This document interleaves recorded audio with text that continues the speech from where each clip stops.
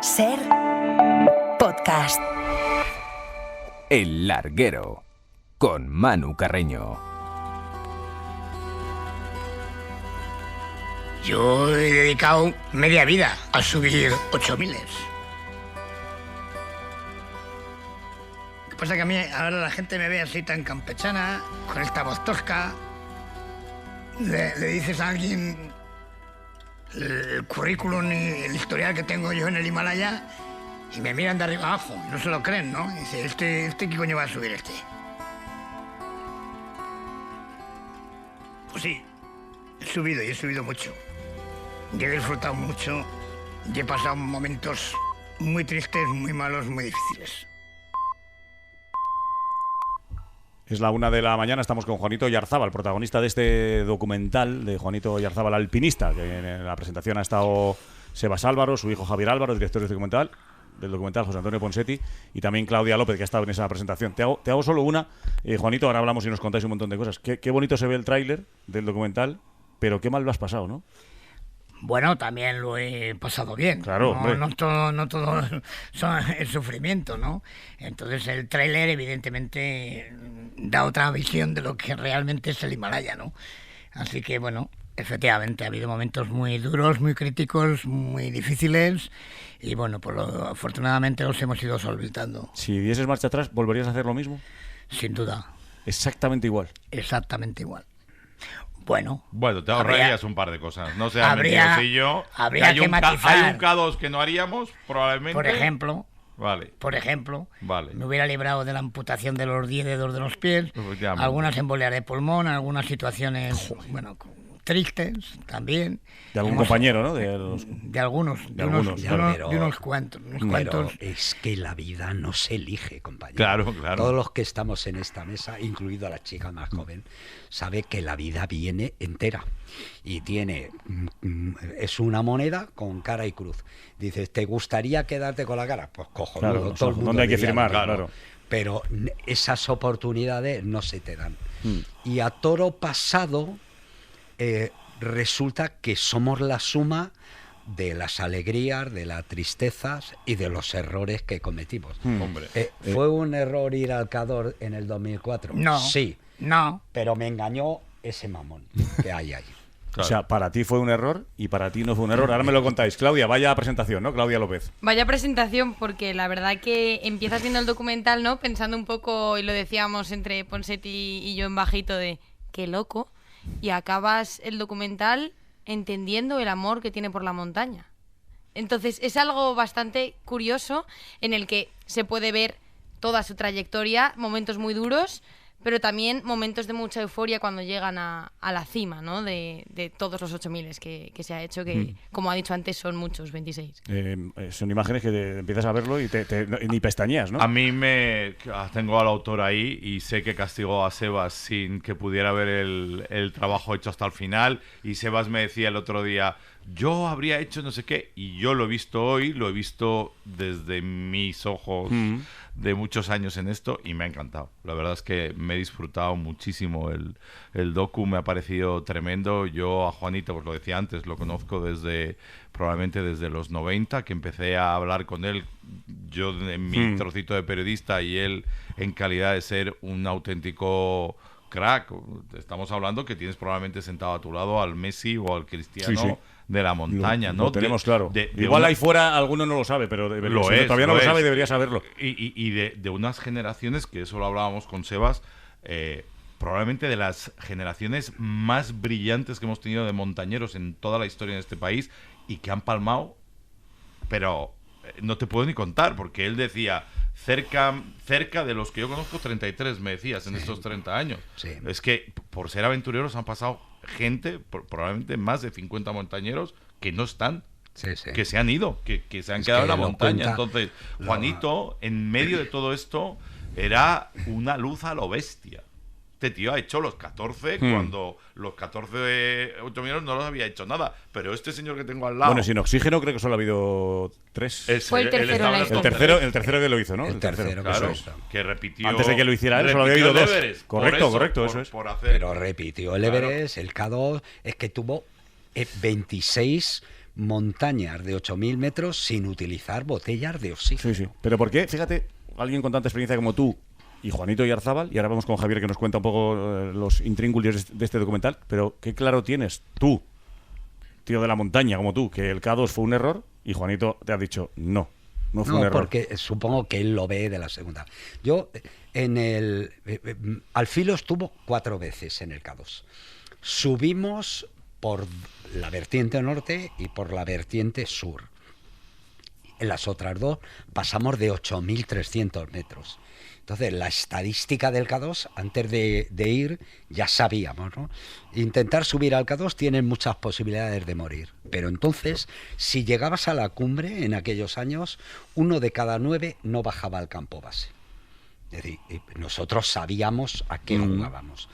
Cuando en el 94 hacemos cumbre y perdemos la primera vez que al filo pierde un compañero, Sí. yo salgo en el documental diciendo al filo no volverá al K2. Coño, hemos pagado nuestro precio, hemos filmado y tal, se ha acabado. Bien. Y Era un precio viene- demasiado alto, ¿no? El perder la vida de un compañero. Decís, no hasta aquí no volvemos hay, más, claro. No hay ninguna cumbre Exacto. que valga. Lo que pasa es que en todas las cumbres tú tienes que arriesgar. Y no hay una profesión más arriesgada en el mundo que ser escalador de 8.000. Es que hay un dato que das en el documental, recuérdamelo, no sé exactamente cómo va, que es más muertos que en las trincheras de la Primera Guerra Mundial. Sí, eso lo dice Eneco. Dice Eneco. que es más... Eso empieza, así empieza el documental, ¿no? Sí, Casi es- al principio, ¿no? Casi al principio dice que es más arriesgado subir 8.000 que estadísticamente que haber participado en las trincheras de la Primera Guerra Que Mundial. a alguien le puede parecer una barbaridad, pero se refiere un poco a la estadística, ¿no? Claro. Por lo que decía, por el No, no. porcentaje de cada más de un 10, casi un 12-15% de personas que subían al K2 sabíais que fallecía. Que fallecían. Pero luego tú lo que haces es que vas sumando. Porque esto es una cuestión de estadística. Tú subes a un 8.000 y casi todos los 8.000 como mínimo tienen un 9, un 10% de letalidad. Pero si le sumas 14 y luego 26, Ya. las posibilidades de sobrevivir... es decir, Empieza es que a bajar a toda marcha. mi hijo no me ha dejado meter Gracias a ni Dios. tocar, afortunadamente. Ya. Pero yo hubiera titulado Juanito, Claro. el superviviente. ¿Qué se va ahora te quería preguntar, Claudia, pero qué se va a ver en este documental? Porque imagino que hay tanto material de Juanito Oyarzábal que alguien tenía que ordenarlo, darle forma, darle sentido, una cronología y poner en valor, aunque no hace falta que lo hagamos porque ya está suficientemente puesto, pero reconocer una vez más lo que ha hecho Juanito Oyarzábal, ¿no? El curro más gordo ha sido ese. Claro. Hemos tenido más de 100 horas de archivo y hemos hecho entrevistas, 27 entrevistas y han salido más de 80 horas. Entonces, al final, una vida de un personaje como Juanito, que no es solo montaña, porque tiene luego también muchas aristas y es muy poliédrico, durante 70 años al final hay que cortar. Y lo que hemos intentado ha sido mostrar las expediciones que hemos considerado que eran más importantes, pero también las que explicaban un poco el personaje, ¿no? Quiero decir que ha habido algunas que lo mismo a nivel alpinístico no eran tan relevantes, pero se veía muy bien al verdadero Juanito, al que sufre, al que quiere la cumbre por todos medios, el que pierde un amigo. Entonces hemos intentado al final meter todo en la trituradora y que saliera pues al personaje que tenéis aquí al lado. Y es que hablamos de 8.000, pero quizá no somos conscientes nosotros desde aquí, ¿no?, de lo que es una montaña de más de 8.000 metros. Y en el documental hay varias escenas que a mí me han gustado bastante, Manu, en las que hacen un zoom y dicen esos puntitos de ahí son ellos, ni siquiera ves los puntitos, y poco a poco alejas y ves de verdad que son pequeñas hormiguitas subiendo como buenamente pueden, la verdad. Juanito, ¿qué? ¿Te ha gustado el documental o no? ¿Te ha gustado el documental sobre Pues- Juanito Oyarzábal? Pues mira, al principio, cuando lo vi por primera vez aquí en Madrid, una prueba que hicimos con una televisión como la que tenemos en este momento ahí, pues me sorprendió, y me sorprendió para bien, ¿no? Yo pensaba que iba a ser otra historia totalmente diferente, puesto que en ningún momento me dio ninguna explicación, ni me dijo cómo iba a ser el formato, ni pude ver las entrevistas de las 26 personas que pasan por el programa. Te dijo, confía en mí que yo lo hago. Efectivamente, no le puse absolutamente ninguna traba y ninguna pega, ¿no? Y cuando lo vi por primera vez, pues sentí esa emoción, ¿no? Y muy emotiva, porque realmente Oyarzábal, entre Juan y Juanito, cuenta plenamente pues sus principios, su forma de actuar, su forma de ser, sus compañeros, sus expediciones primeras, sus expediciones últimas, y por supuesto la película termina pues con un detalle muy significativo, ¿no? Pero es que además están todas las movidas, porque Juanito o le quieres o no le quieres. Yo le he aprendido a querer porque he tenido la suerte de que todos estos años ha sido parte de la banda sonora de uno de mis programas, ¿no? Pero Juanito es un tío espectacular, o sea, insisto, estamos hablando de un auténtico crack a nivel montaña, pero es un tío como le ves ahí, o sea... auténtico y sin nada que esconder ni voy a contar impostar. Escucha, te voy a contar una anécdota porque encima Juanito me escucha. Y entonces he llegado al cine y lo primero que me dice es: oye, hay una sección en Ser Aventureros, no voy a decir cuál para no empezar aquí no me jodas, déjame en paz, para no malmeter, para no herir sensibilidad. Claro, que no me gusta. Y yo me he descojonado porque ese es el Juanito que he conocido siempre. Juanito va de frente, entonces, que no la diga, en el documental está... Mejor que no la diga. No, mejor que no. Vale. En el documental está todas las movidas, está sus movidas cuando trabajó o fue parte de los reality shows en televisión. La movida con Edurne, que fue el movidón, no la movida, el movidón, que nos tuvo, porque él decía y explicaba su parte de la historia, pero es que a todos los que amábamos la montaña nos tenía sobrecogidos, porque coño... Hostia, yo no voy a coger parte de uno o de otro. ¿Sabes lo que te digo? Que era una situación tremenda, ¿no? A Juanito siempre le han perdido las formas. Porque en el culebrón... Ya lo sabe. En el culebrón... Sí, ya lo sé. En el culebrón con Edurne, quien tiene toda la razón alpinística es Juanito. No es Edurne. Decir, y de hecho cuando no voy a abrir este debate, que lo sepas. Abre tú el melón, pero yo no me voy a meter. Pero tiene razón. si yo soy amigo de los dos. Lo sé. Es decir, y por cierto, y yo quiero a Juanito. Y después de ver la película, yo creo que se entiende, ¿no? Porque es un tío áspero a veces y tal. Juanito tiene peor imagen de lo que es. Absolutamente. Yo creo que es un desconocido. ¿Y ese carácter áspero del que hablan los que te conocen tan de cerca, venía de serie o te lo ha acentuado la montaña? No, venía de serie. Eso ya venía de serie. Aunque te hubieras dedicado a recorrer los prados con Heidi, pues la campiña inglesa te hubieras tenido el mismo. Y probablemente te ha salvado la vida ese carácter. No, efectivamente. Eso es lo que iba a decir. Probablemente el carácter que me ha definido y que siempre he tenido, esas ganas de lucha, de entrega, de capacidad de sufrimiento, de esa ambición de llegar a la cumbre. Siempre cuento una anécdota, ¿no? Que es muy curiosa. En todas las expediciones que yo he realizado, que han sido 47 expediciones solo al Himalaya, siempre que ha subido alguien a la cumbre dentro de mi grupo, ha subido, pero también he subido yo. Claro. Es decir, que si no se ha subido, no ha subido nadie. Pero si ha subido alguien de mi equipo, también he subido yo. En el K2 del 2004, que él me lía con el argumento de que Edurne se puede convertir, si hace el K2, tiene posibilidades de subir los 14.8000. Sí. Y yo me lo estuve pensando, primero, porque ya he estado 4 veces en el K2. ¿Qué coño pintamos ahí? Bueno, lo podemos filmar mejor, ¿no? Y hacer un buen programa. Sí, pero claro, lo que arriesgas con 5 personas en la raya de los 8.000 metros es volver a perder a alguien, ¿no? Y cuando sale el mamón del campo base, yo creo que eso lo podemos decir a esta hora ya, ¿no? Sí. El cabrón me abraza y me dice: Sebas, si alguien sube allí, mis cojones suben. Y efectivamente. Y ahí estuvieron, los 3. Enfatizando también en el carácter que estábamos hablando que tiene Juanito, ¿no? Sin hacer mucho spoiler, que no quiero ser yo quien haga eso. Hay una escena bastante curiosa, ¿no? En la que en una expedición llega con la nariz congelada, paran en el campamento y habla con el médico por teléfono. Y el médico le pregunta, ¿no? Juanito al médico oye, pero ¿puedo subir? ¿Cuántas probabilidades tengo de quedarme sin nariz? Porque si hay probabilidades de quedarme sin un trozo, subo. Si es la nariz entera, quizá me lo pienso. Tal cual, ¿no? Bueno, eran aquellas conexiones Ya. Con que Kiko hacíamos Arregui. con Kiko Arregui a través del teléfono satelital y mandábamos las fotos. Y bueno, el bueno de Kiko, pues siempre sus consejos eran muy generosos, ¿no? Pero muy estrictos. Así que le hacíamos caso o no le hacíamos caso. Oye, nos estaba comentando Javier Álvarez, el director del documental, que ha hecho ¿cuántos? Antes de este, ¿cuántos habías hecho? Este es el octavo. Este es el octavo. Estaba diciendo que este te lo han calificado de una manera muy particular con respecto a los anteriores que habías hecho, ¿no? Los anteriores para todos los públicos y este para mayores de 12 años. ¿Por qué?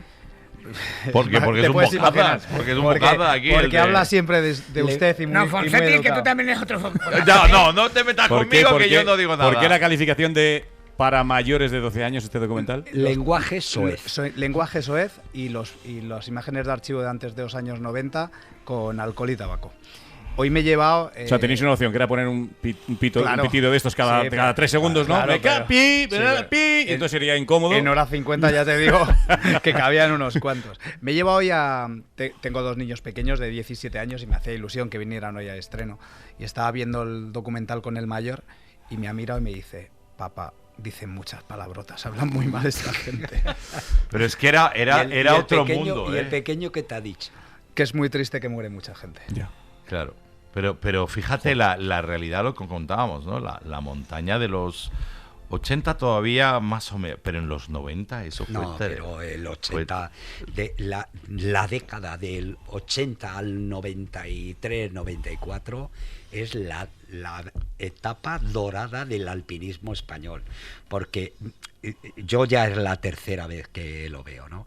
Y yo creo que es el documental de uno de los alpinistas más grandes que ha habido en España, pero es sobre todo una visión de la mejor generación de alpinistas Sí, sí, españoles, sin duda. irrepetible. Sí, Porque lo que hay gente que me pregunta, ¿y ahora el alpinismo español cómo va? Pues para abajo. Claro. ¿Y por qué crees tú? Digo, porque los chavales no quieren morir. Claro. Es que fíjate, está a punto de empezar el Mundial de Motociclismo.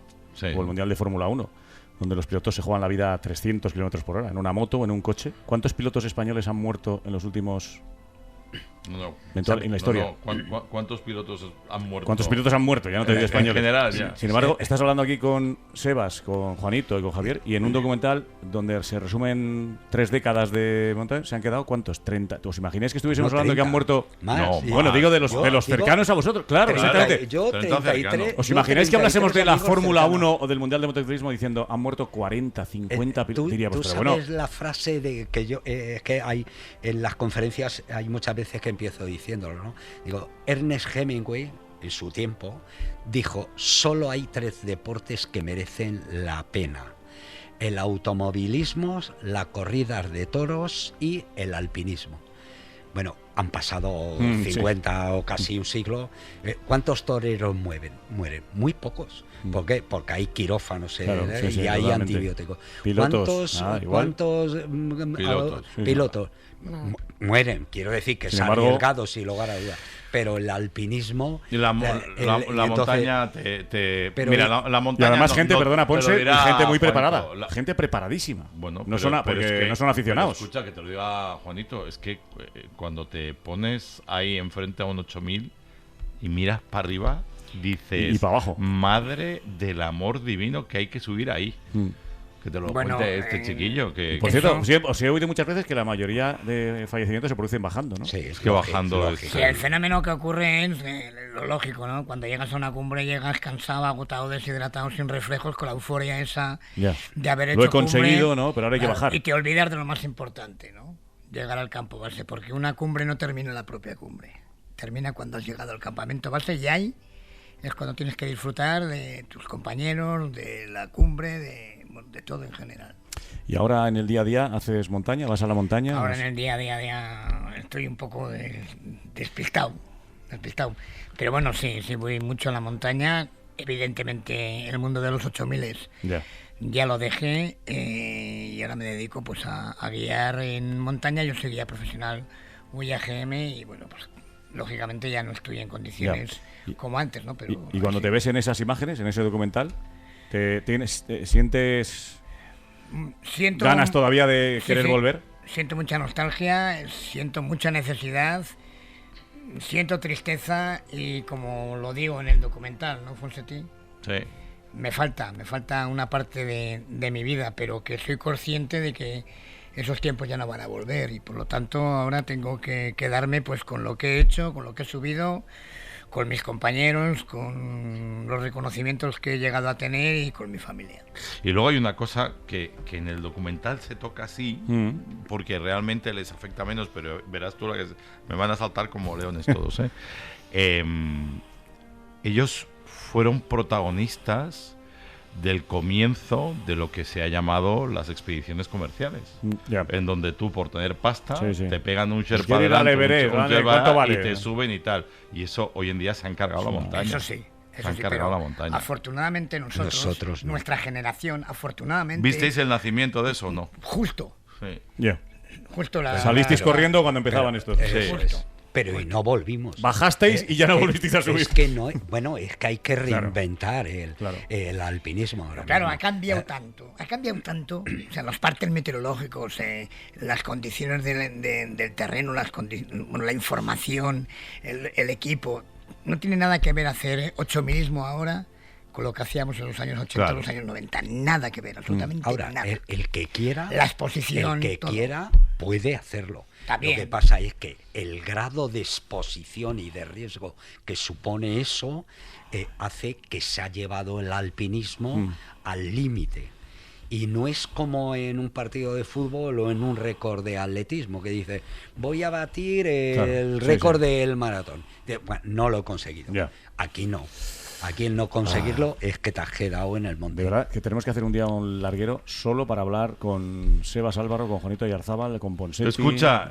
Con gente que ha vivido siempre al filo de lo imposible, pero toda su vida. Te digo dos cosas antes de terminar. Una te la dirá Sebas, que está intentando recuperar precisamente todos los programas al filo. Y la segunda, te lo digo yo. ¿Te suena algún español que últimamente haya conseguido las gestas de estos tíos? No. Aparte de Kilian Jornet, que es un marciano que tenemos por ahí, pero que su vida es otra porque tiene una mentalidad muy diferente y tiene una mentalidad muy de la generación de Juanito.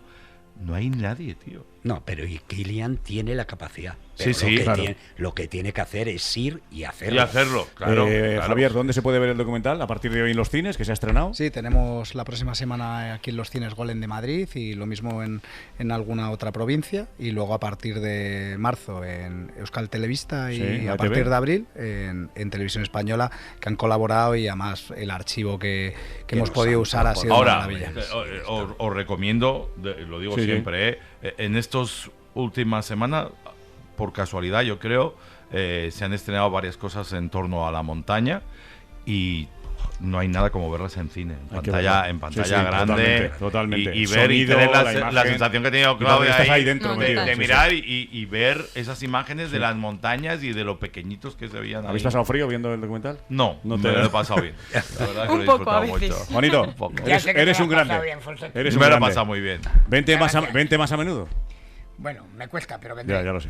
Gracias. Sí, escucha, puedes venir en taxi y no tienes que subir Gran Vía. Canchoto, de verdad, ahora hay que bajar. Lo bueno es que ahora tienes que bajar la cuesta. Es posible que este tío... Javier, gracias y suerte. Que vaya bien el documental. Chao, Sebas, un placer. Muchas gracias. Vámonos. Chao, Claudia. Chao, Ponseti. Nos queda una conexión antes de terminar. Mañana juega la España de Chus Mateo en Letonia contra Ucrania. Última hora, Marta Casas.